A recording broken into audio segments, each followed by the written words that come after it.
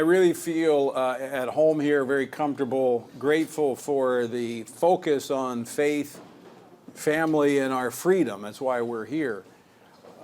You know, I shared this earlier with the group. I spent about a decade in public office. I've been out, so I'm actually a recovering politician. I'm on that 12th step. I'm on the 11th step. I'm almost there.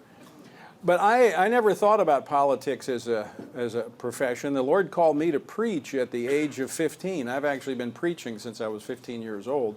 And now the Lord called me to preach in nursing homes. Now, little did I know that was preparation to work with Congress. I mean, I found that both crowds are hard of hearing and very slow of moving.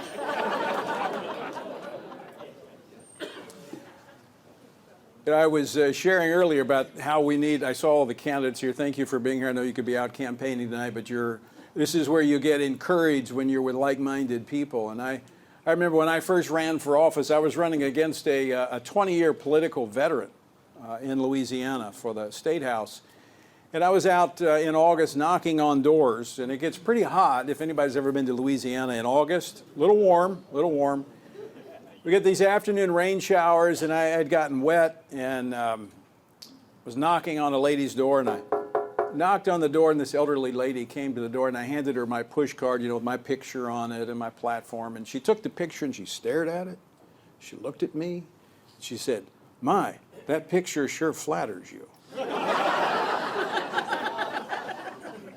So I understand. Give these guys a break, these guys and gals that are running for office. It can be a very, very tough business. Well, I can tell you I was very pleased to be able to accept the invitation from this part of the great state of Michigan.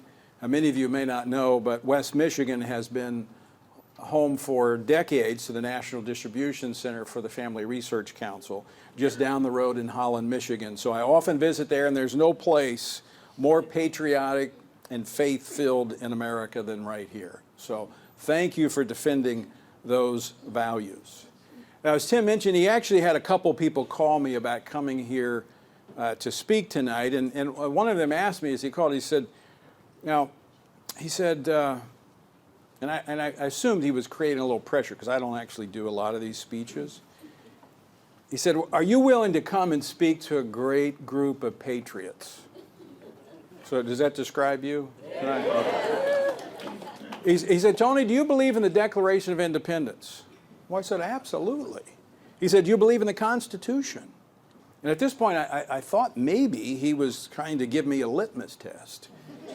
And I responded, I said, "I have dedicated my life to two things, and they are connected. The truth of God, which sets men free, and our republic, which is founded on that truth." Then he said to me, are you for the First Amendment and free speech?" And I said, without hesitation, I said, "Yeah." And he said, "Well, good. I need you to come and give a free speech in Muskegon, Michigan."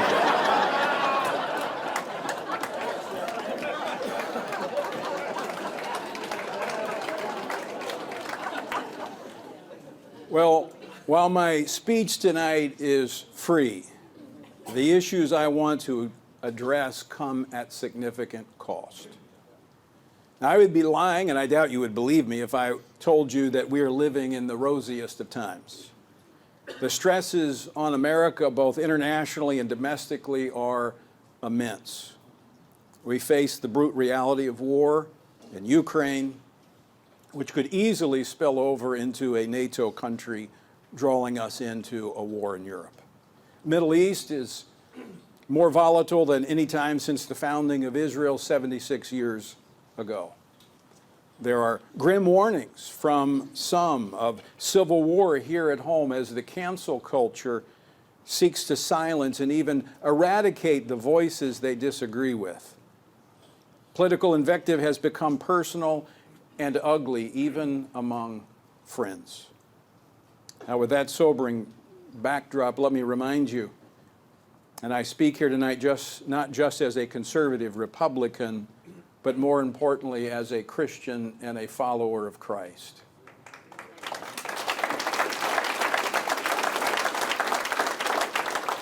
We never face challenges without the hope and promise of victory.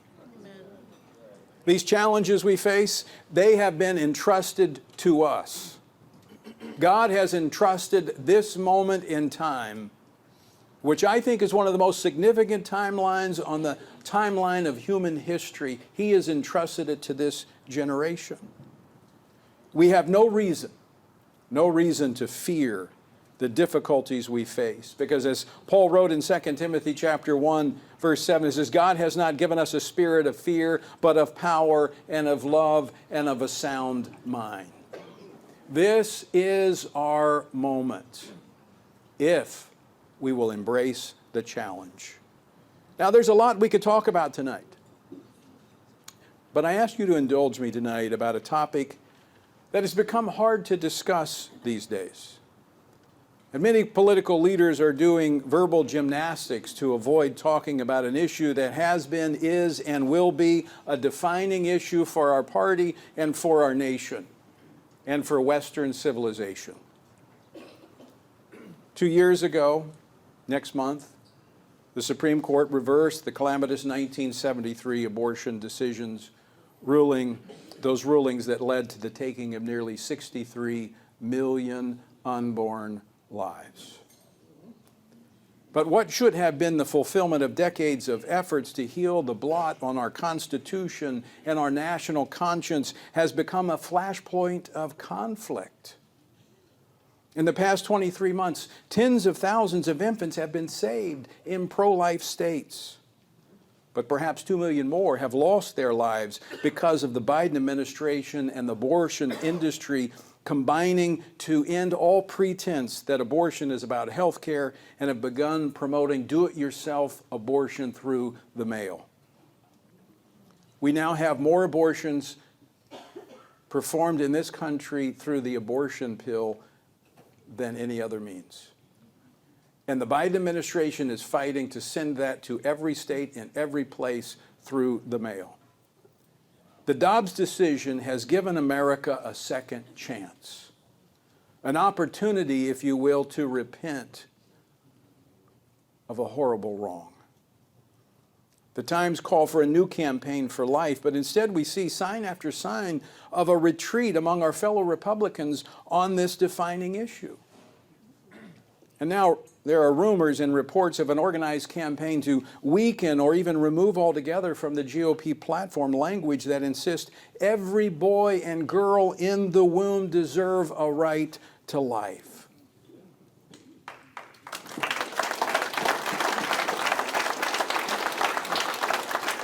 And having written a large portion of the last two platforms, and having once again been elected to serve on the platform committee from my home state of Louisiana, I'm actually involved in those conversations right now. And I'm hopeful, if we will be clear about our convictions, that we will end up in the right place. But I want to be clear about that tonight. The right to life transcends other political debates and the interest of any and all political parties and candidates. It is truly the right without which no other right has meaning. It is fundamental to who we are and to who we will become. In his last speech before his death in April in 1865, Abraham Lincoln said this: important principles may and must be inflexible. At this Lincoln Day event, please don't mistake my words for being partisan. Advocates for the sanctity of human life want all political parties to embrace what our founders declared as the first among the rights with which we are endowed by our Creator. On this, we must be inflexible. We must not yield to the voices, the temporal voices of the hour. We must stand firm on this understanding that we are endowed by our Creator with certain inalienable rights, among them are life, liberty, and the pursuit of happiness. This Lincoln Day event is a fitting occasion to reflect on what one political party in history did right, and now how it risked getting it wrong. And it is fitting to go back to the very beginning of the Grand Old Party nearly 170 years ago to understand the stakes that loom here tonight. All of us are familiar with the high drama of the mid-19th century. The turmoil that would divide a nation first divided the political parties of that day and actually gave birth to new political parties. The focus of the debate was not at first slavery itself, but the extension of slavery into the territories of the rapidly expanding nation. The times compelled America's representatives to take a stand. Many did so at odds with their political party that brought them to office. But they were driven by principle and not by politics.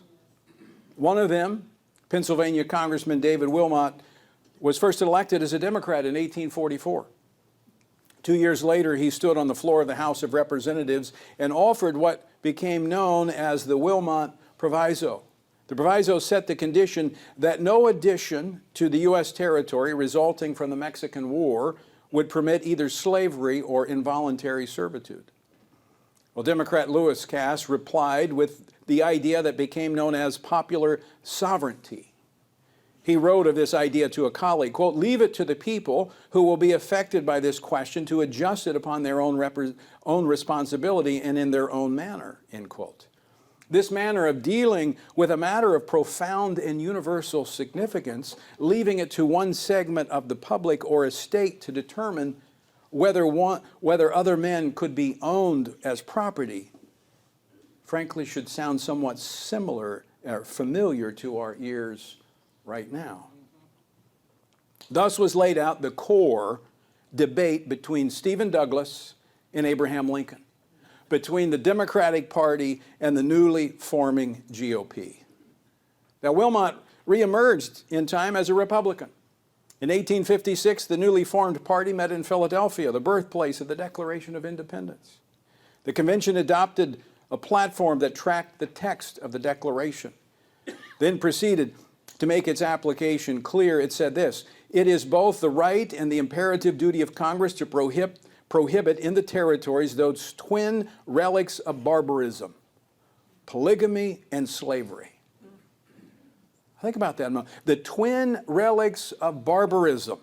From the very beginning of the Republican Party, they were concerned with the moral questions and rejected the idea that these were merely matters for local debate and resolution.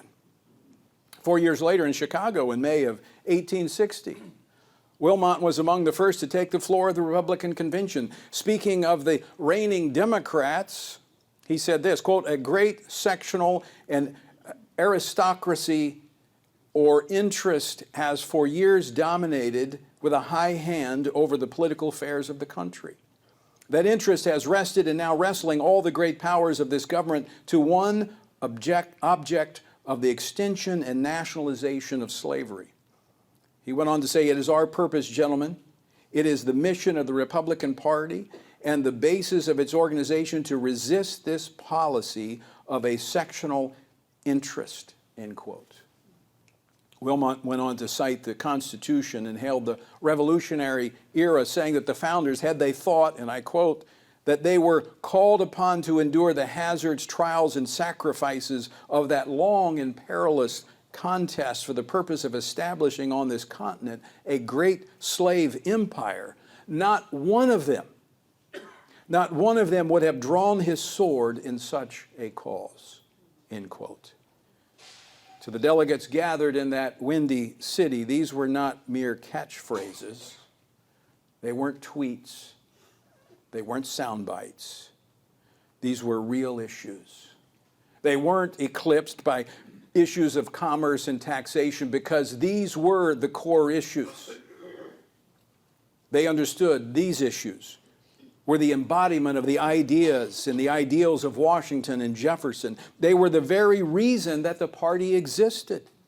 And the reason was no mere, to use Wilmot's expression, sectional interest, meaning state by state. It was the principle that all men are created equal and that governments exist to protect their inalienable rights.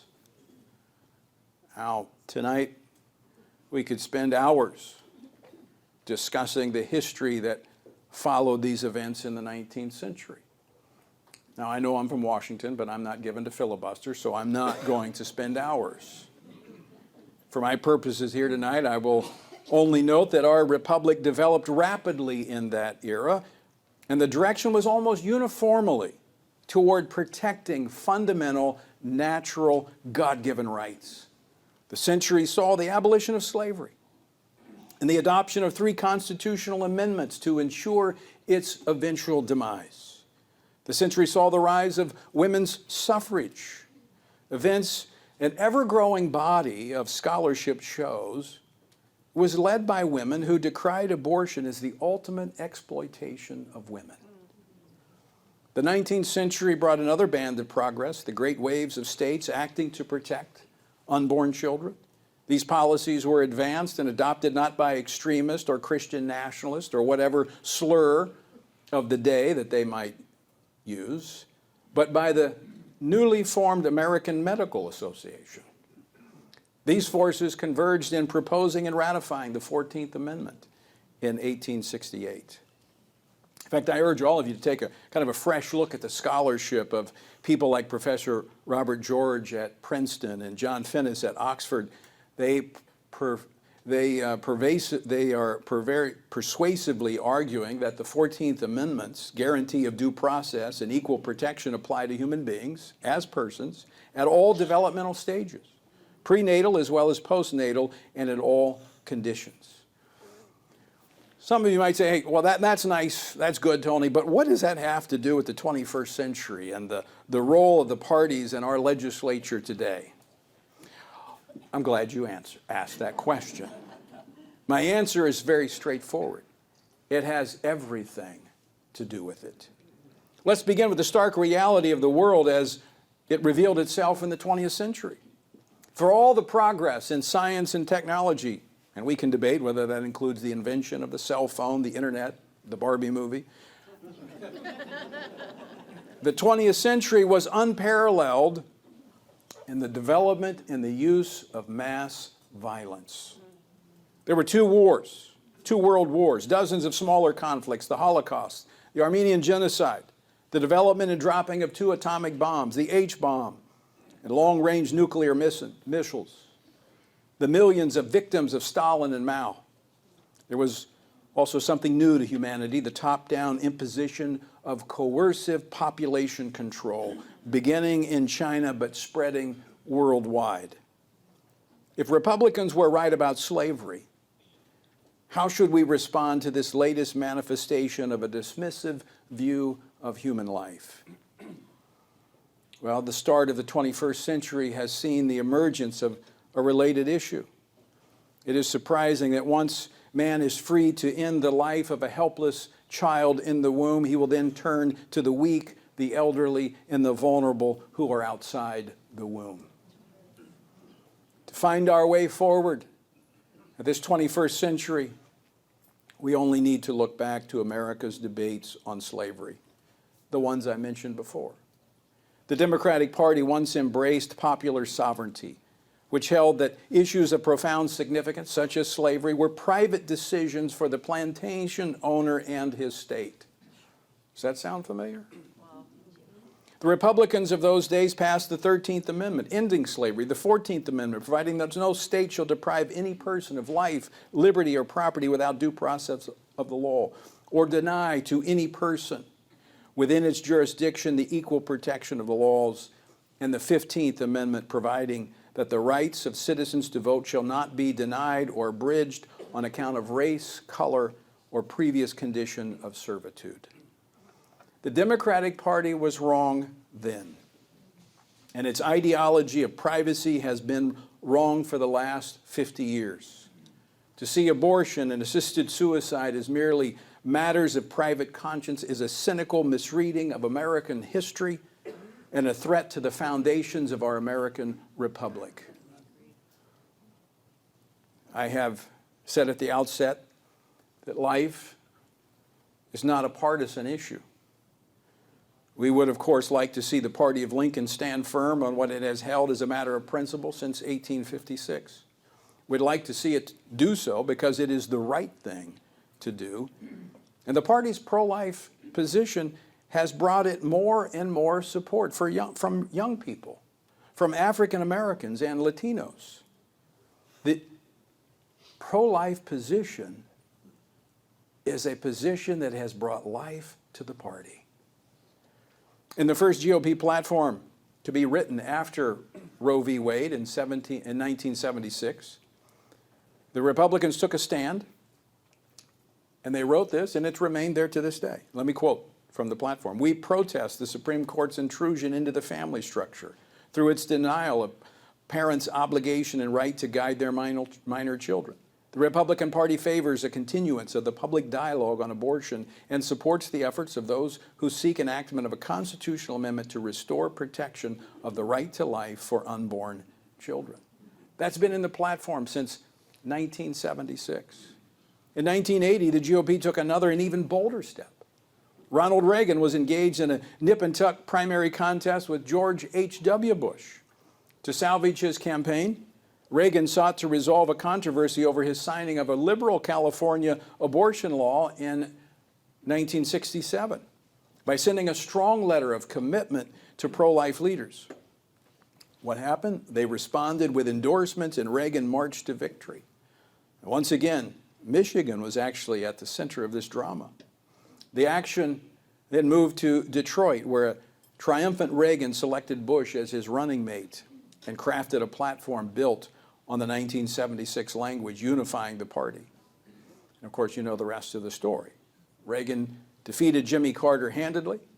Carter, for his part, was deeply uncomfortable with his party's position on abortion. He supported the Hyde Amendment. In 1984, the GOP platform took another massive step forward, going beyond endorsing a constitutional amendment and actively asserting that the Constitution, properly understood, already protects unborn life. When it said the unborn child has a fundamental individual right to life which cannot be infringed. We therefore reaffirm our support for a human life amendment to the Constitution, and we endorse legislation to make clear that the 14th Amendment's protections apply to unborn children. Now, from that point forward, the Republican Party platform has not only consistently affirmed the unborn child's fundamental individual right to life, it has actually expanded its language to include issues from adoption and defunding of abortion providers to opposing cloning and supporting federal protections for infants born alive after induced abortions. Likewise, abortion has not stood alone in these platforms because the issue is transcendent in other ways too. Attacks on human life have led to some of the most egregious assaults on the family and on religious freedom and conscience. And to these, the Republican Party has consistently and vigorously said no.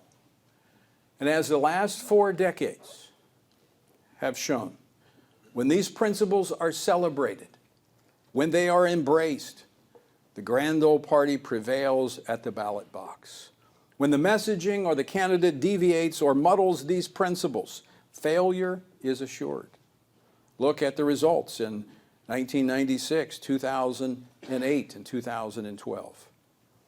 What are we to think of Republican leaders suggesting that the party reconsider its stance on the sanctity of human life or a constitutional amendment to protect the unborn?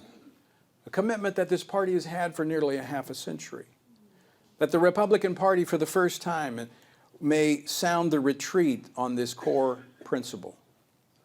Well, in such a situation, the alarm cannot be sounded too soon or too loud. We, champions of the God-given right to life, are under no illusions. The ravages of the sexual revolution are all around us. Today, as was mentioned earlier, we're even debating whether mutilating the bodies of children in vain attempts to change their sex is a good thing. Somehow that children can choose whether they're male or female. Shame on us as a nation. Under these circumstances, standing for the sanctity of each and every human life is hard, but it is essential for the future of our republic. Important principles may and must be inflexible. Now, I understand this is a challenge. And I know that here in Michigan in 2022, the ballot initiative showed that that's a challenge. All I can say is this: we are not doing this for ourselves. We are seeking the protection of law and public policy for the most vulnerable among us, the unborn, and for their mothers who maybe did not expect to be pregnant or did not expect the man in their lives to reject them when they got the news. Our call is to pray, to stand, and vote for justice. It's the hard way. It's the way of the cross, but it's what we've been called to. Justice is never won easily. The fight for justice is never time limited. The fight for justice never expires. A single presidential election settles a country's policies for 4 years, but our nation's policy on the right to life is timeless. In fact, I would argue it's eternal. Like millions of conservative voters and activists, this is the issue of life above all others that drew me into the world of politics 3 decades ago. For us to abandon this now, to adopt a platform, for our party to adopt a platform that declares this issue as of no national significance, that leaves the unborn completely exposed to dismemberment, cardiac injections, and poisoning in the womb, that sets the stage for a national policy of abortion on demand at taxpayers' expense by a Democratic majority, would be a tragic decision of historic proportions. We must declare, not on our watch, not on our time. After all is said and done, what is being asked for us? As I see it, it's no more than this: that we be faithful, to not fear, but to respond in the spirit of power and of love and of a sound mind. As I was preparing this talk tonight, I came across a compelling document commissioned by the Michigan legislature and published in October of 2015, titled "Michigan in the American Civil War." It detailed the response of this state to the crisis in the Union. That issue of slavery had divided this country. At the height of the conflict, there was a quarter of the men in Michigan were in uniform. The 1st Michigan Infantry Regiment departed 163 years ago this month, and its purpose was to go to the Capitol and defend our nation's capital. On its arrival, Lincoln looked, saw that it was from Michigan, and said, "Thank God for Michigan." Well, compared to the sacrifices that those before us have made, again, I say, what is being asked of us in this great contest for life? Being faithful to what we know to be true and what we know to be right. Luke, the great physician, records Jesus' words, "Let the little children come to me, and do not hinder them, for the kingdom of heaven belongs to such of these." Tonight, right here in Muskegon, Michigan, let us rededicate ourselves to this battle for true freedom, the freedom that celebrates life and refuses to be silent while it's being destroyed. Over the next 3 months, the battle will play out over a single document within the Republican Party, the National Republican Party platform. But its object and its prize are really the soul of a nation. Let's stir the spirit of the American people, of every party and every persuasion, to rediscover the gift of life and our duty to uphold it in every sphere. My friends, I leave you with this tonight. We must be inflexible on this important principle of the sanctity of human life. Our future as a party, our future as a nation depends upon it. Thank you, and may God bless you, and may God bring the increase to our efforts to uphold the sanctity of human life.